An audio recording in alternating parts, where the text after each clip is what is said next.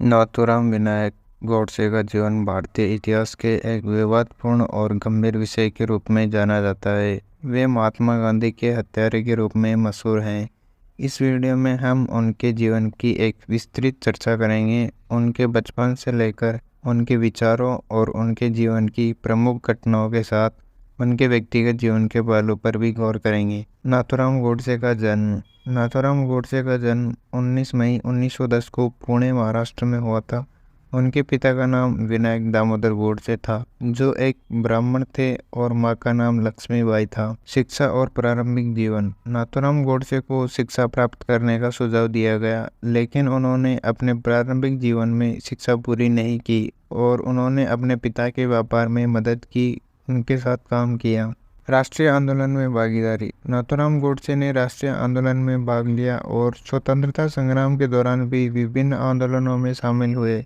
उन्होंने भगत सिंह, सुखदेव और चंद्रशेखर आजाद जैसे स्वतंत्रता सेनानियों के साथ काम किया। महात्मा गांधी के हत्यारे। नाथूराम गोडसे की एक अहम घटना उनके महात्मा गांधी के हत्यारे के रूप में जानी जाती है। गोडसे पुणे के एक हिंदू राष्ट्रवादी नेता थे, जो मानते थे कि गांधी ने भारत के विभाजन के दौरान भारत के मुसलमानों की राजनीतिक मांगों का समर्थन किया था। वे 30 जनवरी 1948 को दिल्ली में महात्मा गांधी की गोली मारकर हत्या कर देते हैं। इसके पश्चात वे गिरफ्तार हुए और उनके खिलाफ मुकदमा चलाया गया। मुकदमा और मौत। नाथूराम गोडसे का मुकदमा अदालत में सुना गया और उन्हें 8 नवंबर 1949 को गांधी की हत्या के आरोप में दोषी पाया गया।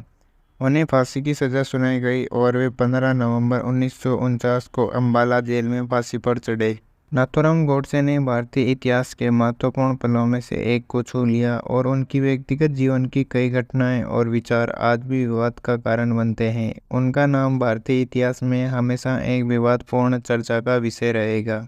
विनायक दामोदर सावरकर के संग जुड़ना। नाथूराम गोडसे ने भारतीय स्वतंत्रता संग्राम के दौरान भारतीय स्वतंत्रता सेनानी विनायक दामोदर सावरकर के संग जुड़कर स्वतंत्रता संग्राम में भाग लिया था। सावरकर उनके प्रेरणा स्रोत थे और उन्होंने गोडसे को हिंदू महासभा के सदस्य बनने के लिए प्रोत्साहित किया। गोडसे ने सावरकर के विचारों का पालन किया और उनके नेतृत्व में हिंदू महासभा के कार्यकर्ता बने। गोडसे और सावरकर की विचारधारा। नाथूराम गोडसे और विनायक दामोदर सावरकर दोनों की विचारधारा हिंदू राष्ट्रवाद पर आधारित थी और वे चाहते थे कि भारत एक हिंदू राष्ट्र होना चाहिए। इसके लिए वे सामाजिक और धार्मिक परिवर्तन के पक्ष में थे और विशेषकर मिनोसी विशेषकरण के खिलाफ थे। गोडसे और सावरकर की इस विचारधारा ने उन्हें स्वतंत्रता संग्राम में उनके स्वतंत्रता सेनानी के रूप में कार्यकर्ताओं के साथ में जोड़ा। यह घटना नाथूराम गोडसे के स्वतंत्रता संग्राम में की गई भागीदारी का एक प्रमुख पहलू दर्शाती है और उनके विचारधारा को समझने में मदद करती है।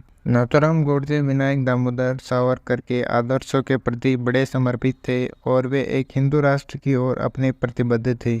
उन्होंने हिंदू महासभा में भी भाग लिया और विशेष रूप से महात्मा गांधी के खिलाफ उनके विचारों का समर्थन किया। अगली बायोग्राफी आप किस पर चाहते हैं, हमें कमेंट में जरूर बताएं। यदि आपका कोई प्रश्न है तो आप हमसे पूछ सकते हैं। नाथूराम गोडसे की ऐसी कौन सी घटना है जिसका जिक्र इस वीडियो में नहीं किया गया, वो भी आप हमें कमेंट में ज़रूर बताएं।